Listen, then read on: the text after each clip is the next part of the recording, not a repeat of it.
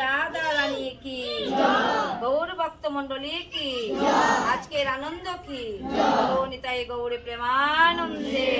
মন্দিরের প্রতিষ্ঠাতা বা যারা মন্দির কার্য সম্পন্ন করেছেন অক্লান্ত পরিশ্রম করে, আমি সকল ভক্তদের শ্রীচরণে আমি আমার প্রণতি নিবেদন জানাই। আজকের এই অনুষ্ঠান যারা করেছেন, একটু পুণ্যতিথি অক্ষয় তৃতীয়া, যা অক্ষয় অমর হয়ে থাকে, যা কখনোই শেষ হয় না, সেই অক্ষয় তৃতীয়ার দিনে বস্ত্রদান, গোদান, গাবিদান, অন্নদান, জলদান, আমরা যে কিছু যার আপন আপন সামর্থ্য অনুযায়ী যা কিছু ভগবানকে দান করতে পারি, ভক্তবৃন্দর মাঝারে আমরা বিতরণ করিতে পারি, তা অক্ষয় অমর হয়ে থাকে। এই অক্ষয় তৃতীয়া দিবসে, পুণ্যতিথি পুণ্য লগ্নে আর শুভ নববর্ষে, শুভ বৈশাখ মাস মধুসূদন মাসে আপনারা যে কর্ম করছেন তা ভগবানের কাছে অক্ষয় অমর হয়ে থাকবে, কখনোই নষ্ট হয়ে যাবে না। তো সেই জন্য সকল ভক্তবৃন্দের রাঙ্গা রাতুল শ্রীচরণে আমার বারে বারে ধন্যবাদ প্রণতি নিবেদন রইল। আপনারা সবাই মিলে আমার মতো অধমকে আশীর্বাদ প্রদান করিবেন, যেন আপনাদের মতো সাধুগুরু বৈষ্ণবদের সঙ্গে আমার জনমের সম্পর্ক। আমরা সকল ভক্তবৃন্দগণ পরব্রহ্মের নাম উচ্চারণ করব আপন আপন কণ্ঠে। ওম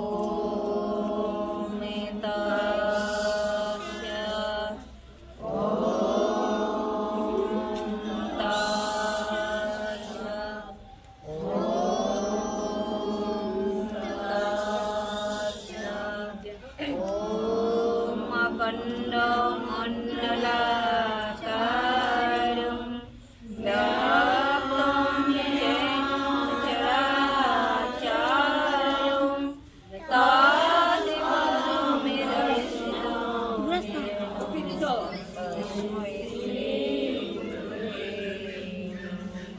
গুরু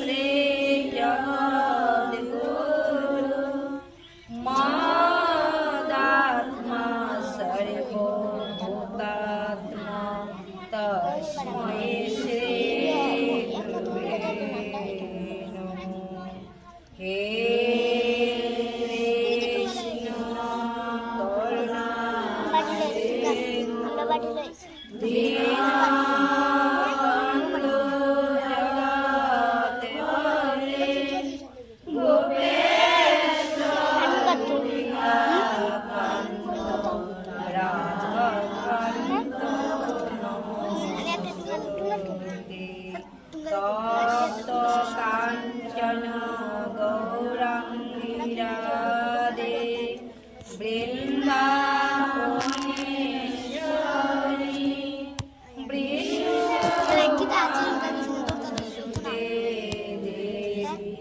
প্রণমামি হরি।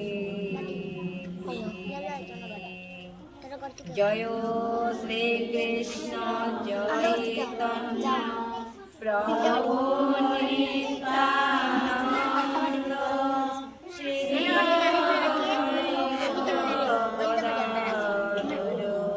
শ্রীবাসাদি গৌর ভক্তবৃন্দ।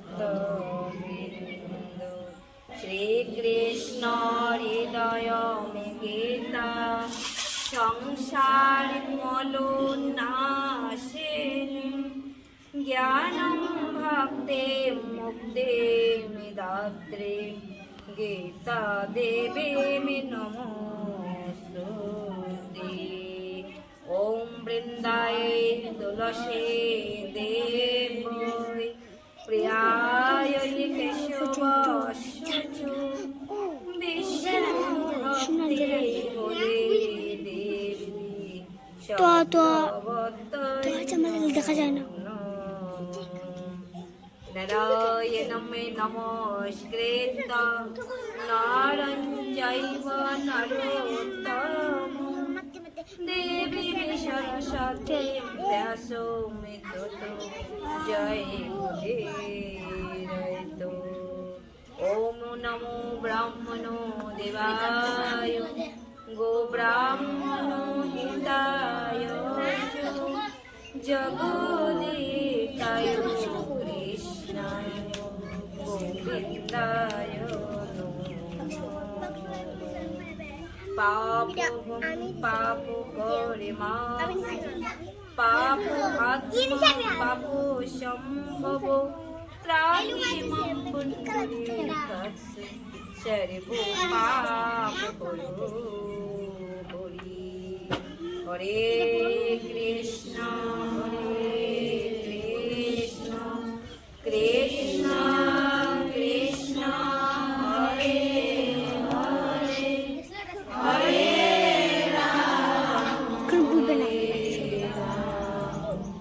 রাম রাম হরে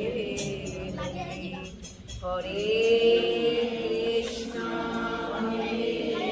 কৃষ্ণ কৃষ্ণ কৃষ্ণ হরে হরে হরে রাম রাম রাম হরে হরে হরে কৃষ্ণ কৃষ্ণ কৃষ্ণ কৃষ্ণ হরে হরে হরে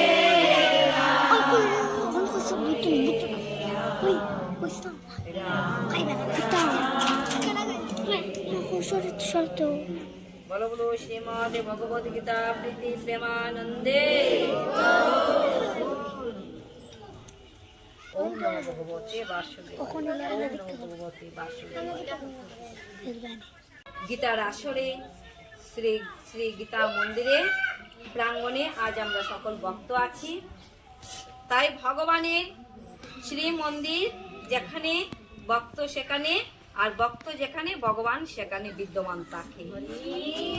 যেখানে ভক্তের আগমন হয় সেখানে ভগবান প্রাণ গোবিন্দ শ্রীমতী রাধা রানীকে নিয়ে আনন্দে বিরাজ করে।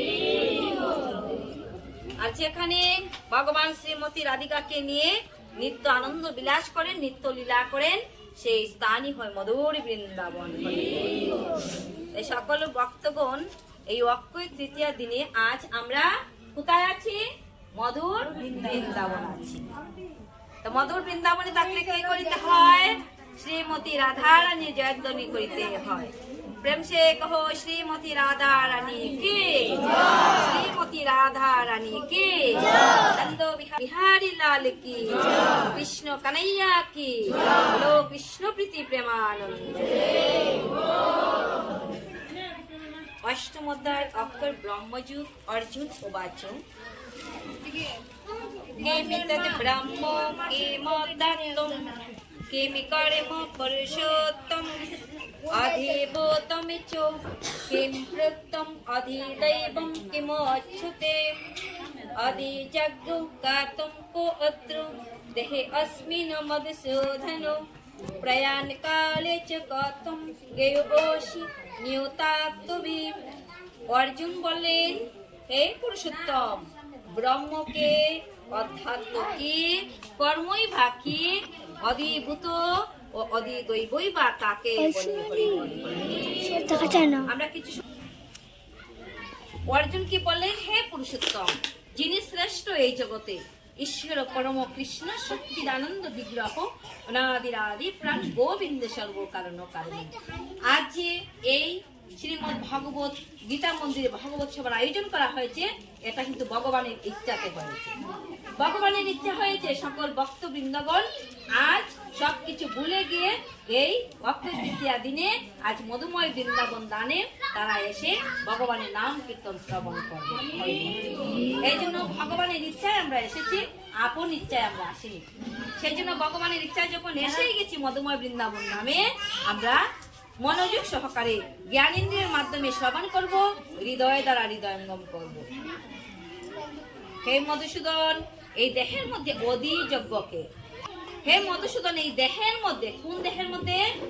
এই মানব রূপ দেহের মধ্যে অধি যজ্ঞ রূপে কে আছেন? প্রথম প্রশ্ন হলো, হে পুরুষোত্তম ভগবান, ব্রহ্ম কি? দ্বিতীয় প্রশ্নটা হলো অধ্যাত্মই বা কি? তৃতীয় প্রশ্ন হলো কর্ম কি? আমাদের কর্ম কি? তৃতীয় প্রশ্ন করেছে কে? করেছে অর্জুন করেছে। কাকে করেছে? ভগবান শ্রীকৃষ্ণকে। তো আমরা কি? আমরা এক একজন অর্জুন। অর্জুনের মতো হয়ে কিন্তু আজ মধুময় বৃন্দাবন ধামে আমরা বসেছি। অধিভূত অধিদৈব কাকে বলে? তারপরের প্রশ্ন আবার বলছে, হে মধুসূদন। কেন মধুসূদন বলা হয়েছে ভগবান কৃষ্ণকে? মধু নামক দৈত্যকে বধ করেছেন বলে। হে মধুসূদন, এই দেহের মধ্যে, কোন দেহের মধ্যে? মানব দেহরূপ দেহের মধ্যে অধি যজ্ঞ রূপে কে আছেন? এগুলি হলো অর্জুনের প্রশ্ন। কিভাবে তিনি এই দেহের মধ্যে বিরাজমান? আবার বলছে কিভাবে তিনি আছেন? সংযত চিত্ত ব্যক্তিগণ প্রয়াণকালে, প্রয়াণকাল বলতে কি? বিদায় কাল, আমাদের অন্তিম কাল। প্রয়াণকালে, কোন সময়ে?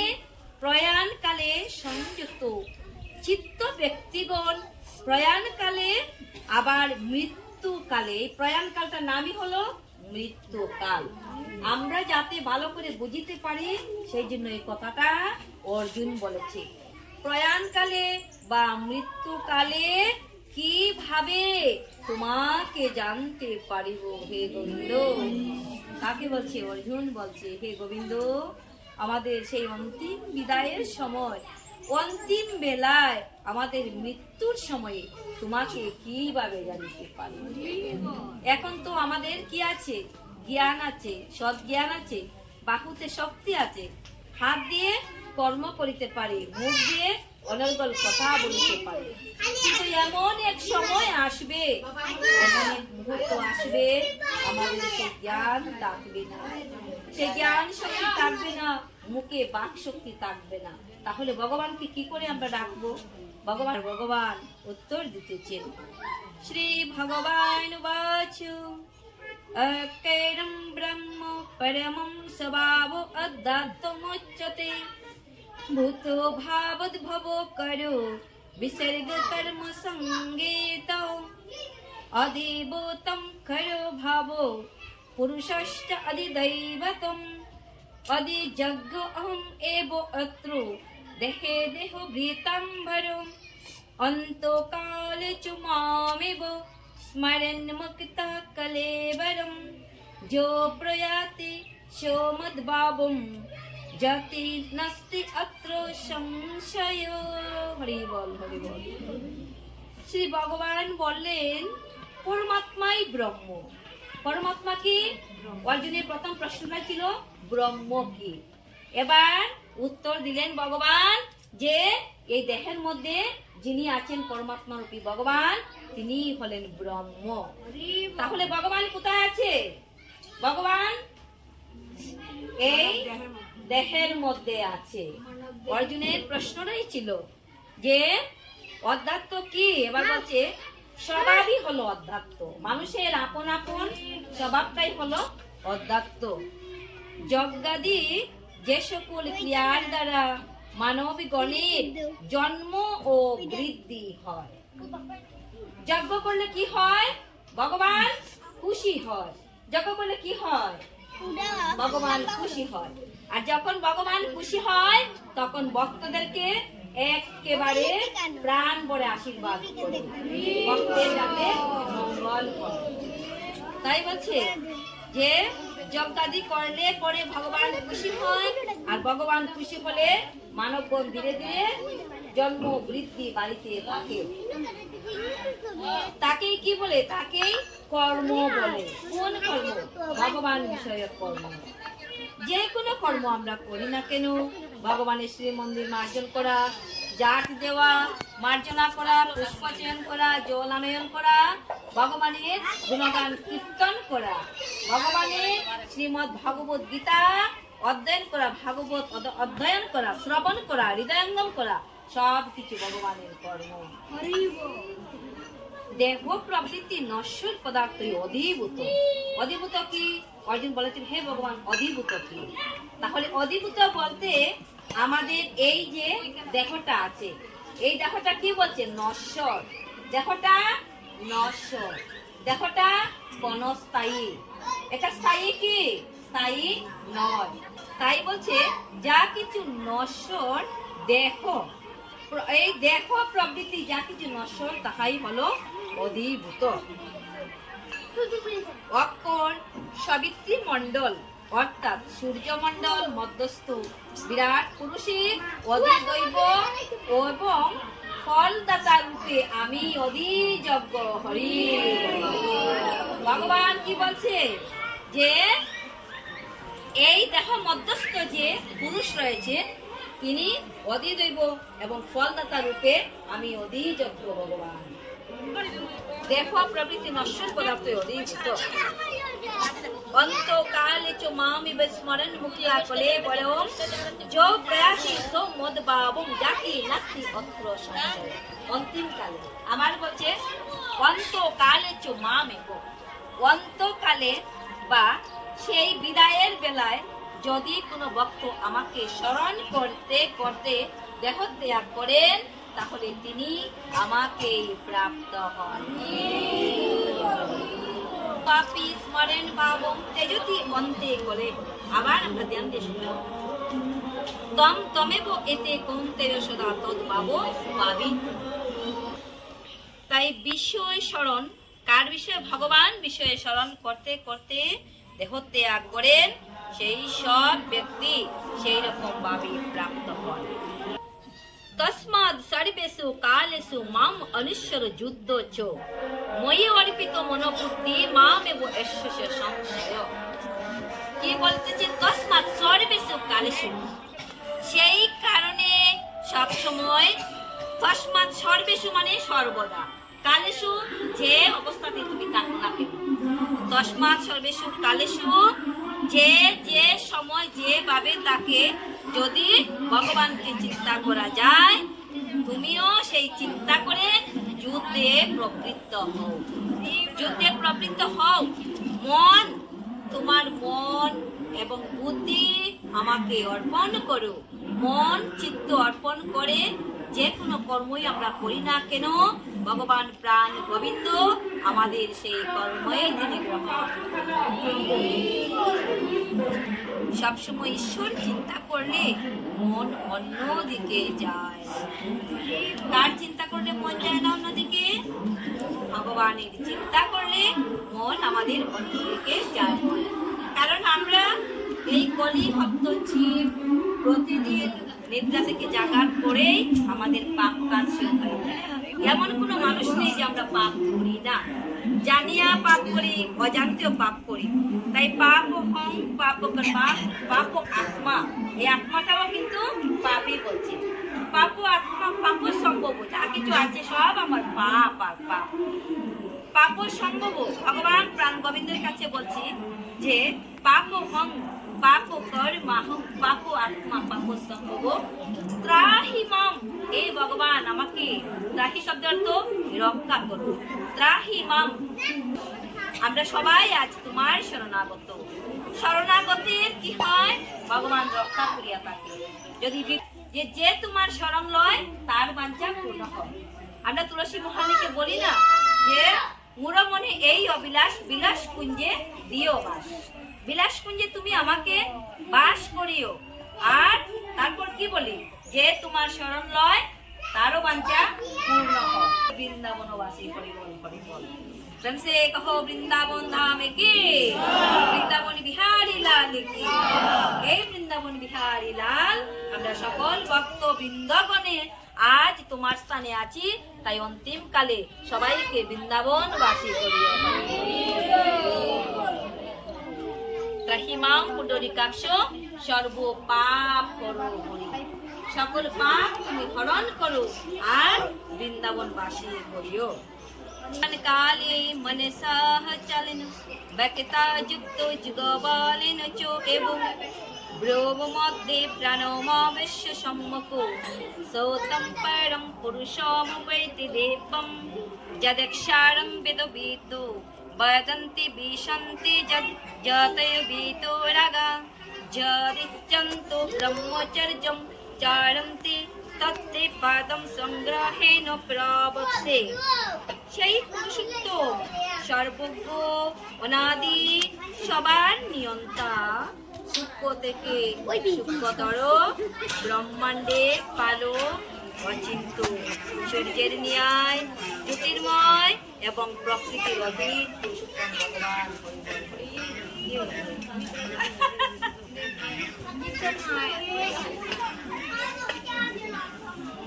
এই নিদ্রা আসবে কারণ যেখানে ভগবানের নাম গুণগান কীর্তন হয় সেখানে দুজন মহারানী আসেন। একজন হলেন মায়া রানী, আরেকজন হলেন শ্রীমতী রাধা। শ্রীমতী রাধা রানীর নাম স্মরণ করলে মায়া রানী দূরে সরে যায়। প্রেম সে কহ শ্রীমতী রাধা রানী কি। তো শ্রীমতী রাধা রানীর নাম স্মরণ করলে নিদ্রা দেবী আর বসবে না। হরি বল। নিদ্রা দেবী সেই পুরুষোত্তম পরম পুরুষ সর্বজ্ঞ অনাদি সবার নিয়ন্তা সূক্ষ্ম থেকে সূক্ষ্মতর ব্রহ্মাণ্ডের পালক অচিন্ত সূর্যের ন্যায় জ্যোতির্ময়। ভগবান কিসের মতো জ্যোতির্ময়? ভগবান হলেন সূর্যের মতো জ্যোতির্ময়। কিন্তু একসাথে যদি আকাশে হাজার সূর্য উদিত হয় ভগবানের সেই সৌন্দর্যের সুবার মতো নয়। তো অনন্য চিত্তে যিনি আমাকে সব সময় স্মরণ করেন সেই চিত্ত সমাহিত যোগীর পক্ষে আমি খুব সুলভ জানবে। সুলভ কি? অতি সহজে যা পাওয়া যায়। আর অতি সহজে যা পাওয়া যায় না তা হলো দুর্লভ। আমাদের এই মানব জনমটা সুলভ না দুর্লভ? দুর্লভ। কেন দুর্লভ? 84 লক্ষ জুনি করিয়া ভ্রমণ আর সব শেষে পাইলা এই দুর্লভ মানব জনম। তো ভগবান এখানে বলছে যে ভক্ত ওম এই অকাক্ষর শব্দটি হৃদয়ে দ্বারা এবং মন দ্বারা মনে মনে চিন্তা করিতে করিতে দেহ ত্যাগ করেন ভগবান তার সুলভ হয়ে যায়। ভগবান দুর্লভ থাকে না। ভগবান কোথায় আসেন? ভগবান ভক্তের কাছে আসেন। ভক্ত ভগবানের নিকট কখনো যাওয়ার প্রয়োজন হয় না। ভক্ত যেখানে আছে সেখানে ভগবান প্রাণ গোবিন্দ ভক্তের নিকট আসে। কেন আসে? ভক্ত জানে, ভগবান জানে যে সে আমায় ডাকছে, সে আমার প্রিয় ভক্ত। তাই ভগবান কি বলেছে যে ভক্ত আমার মাথা পিতা, ভক্ত আমার গুরু, ভক্ত আমার নাম রেখেছে বাঞ্ছা কল্পতরু। মনের বাঞ্ছা, হৃদয়ের বাঞ্ছা পূরণ করার জন্য ভক্তের কাছে ভগবান আসেন।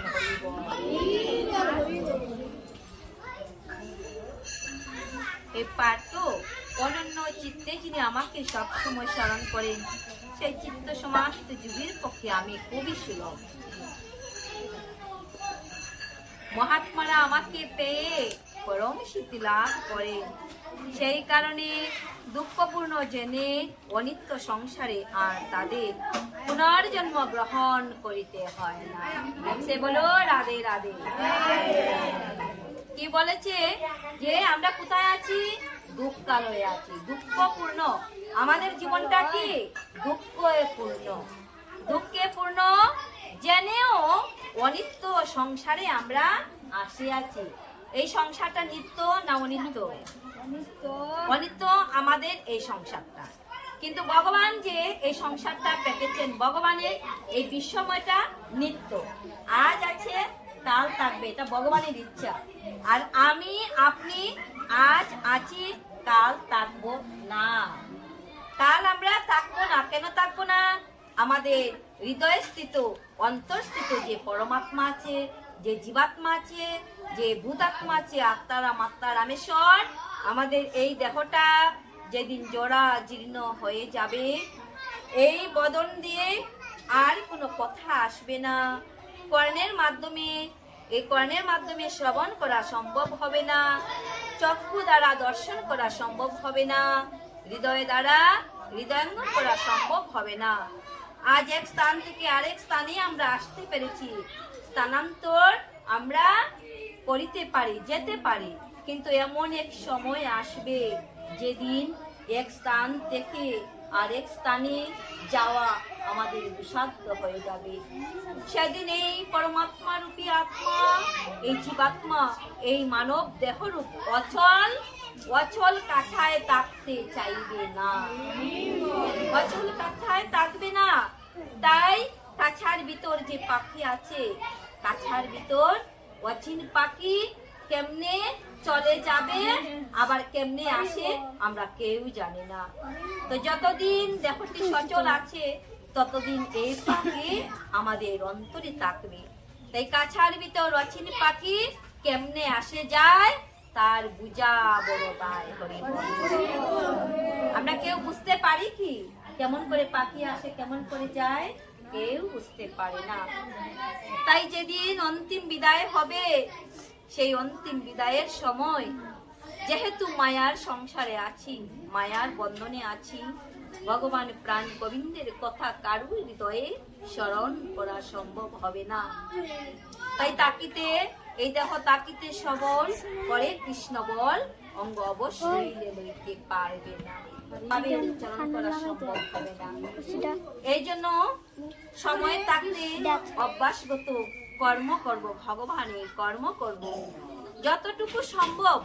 এই সংসারে তাকিয়া, সংসার তো চাটতে পারবো না, সংসারে তাকিয়া যতটুকু যার পক্ষে সম্ভব হয় দুটি বাহু প্রসারিত করিয়া একবার হা গোবিন্দ বলিয়া টুটুকেই নশ্বর জীবন, তবু না ছিঁড়ে যেন কবু ভগবানের সাথে আমাদের এই দৃঢ় বন্ধন হয়।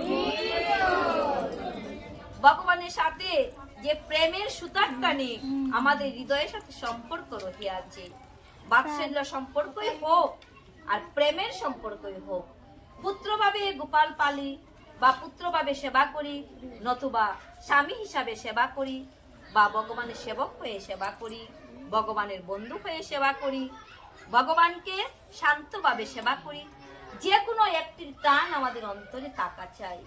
যে কোনো একটি সম্পর্ক যদি থাকে, পাঁচটি সম্পর্কের মধ্যে শান্ত, দাস্য, সৈক্য, বাৎসল্য, মধুর, এই পাঁচটি সম্পর্কের মধ্যে যে কোনো একটি সম্পর্ক যদি আমাদের হৃদয়ের সাথে সম্পর্ক স্থাপন হয়, তাহলে ভগবান প্রাণ গোবিন্দ সকল জীবের পিতা, তাই সকল জীবের পিতার সঙ্গে আমাদের যাতে সম্পর্ক স্থাপন থাকে, সেই সম্পর্ক যাতে ছিন্ন না হয়ে যায়, এটি হলো প্রাণ গোবিন্দের নিকট প্রার্থনা।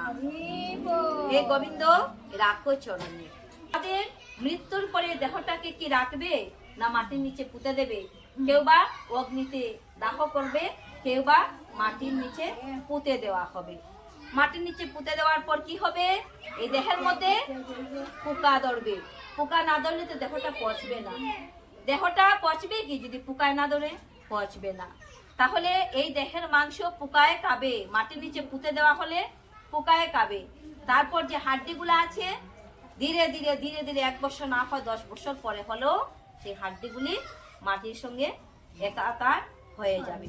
তাহলে এই দেহ দিয়ে আমাদের কি করা? দেহ দিয়ে প্রাণ গোবিন্দের সেবা করা। এই দেহ পেয়ে যদি একবার হরি বলে না ডাকি, এই দেহ পেয়ে যদি একবার প্রাণ গোবিন্দের সেবা না লাগলাম, তাহলে এই দেহের কি প্রয়োজন হবে বল? এই দেহের কোনো প্রয়োজন নাই। তাই এই মানব দেহ যখন পেয়েছি, একবার ভগবান প্রাণ গোবিন্দের কৃপায় সবাই বাহু তুলে একবার বলো কৃষ্ণ প্রীতি প্রেমানন্দে। হরির নাম বিনা জীবন বেকার, কৃষ্ণ নাম বিনা জীবন বেকার। নন্দ সুত কৃষ্ণ বিনা ব্রজ শূন্য কার, নন্দ সুত কৃষ্ণ বিনা বংশীধ্বনি বিনা কদমে তোলা হয় সারে, বংশীধ্বনি বিনা কদমে তোলা হয় মানবে জনম বেকার, হরির নাম বিনা জীবন বেকার। কৃষ্ণ নাম বিনা জীবন বেকার। নন্দ শুদ্ধ কৃষ্ণ বিনা ব্রজ শূন্য পার। নন্দ শুদ্ধ কৃষ্ণ বিনা ব্রজ শূন্য পার।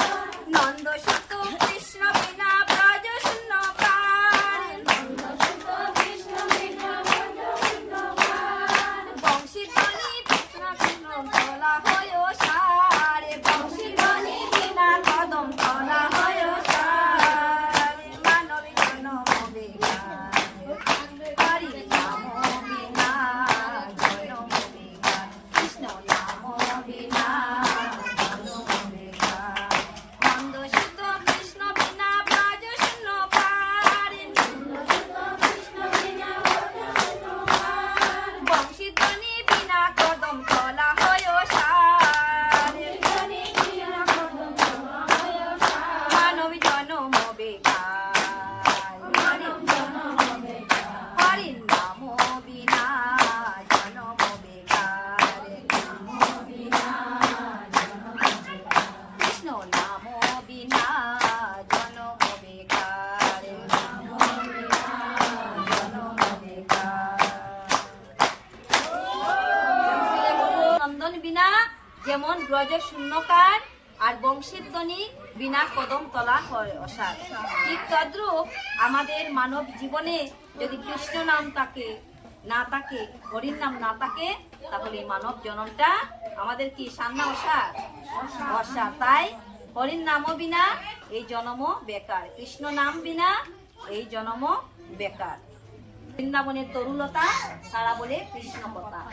পাখি হোক আর লতা হোক সবাই কৃষ্ণ কথা বলে।